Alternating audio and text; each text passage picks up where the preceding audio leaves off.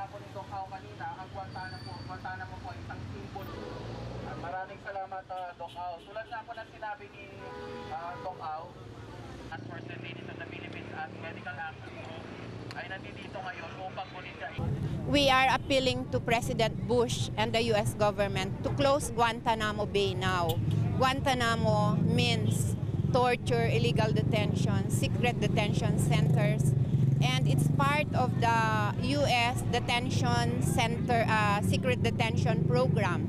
Guantanamo Bay! Isara! Isara! Guantanamo Bay! Isara! Isara!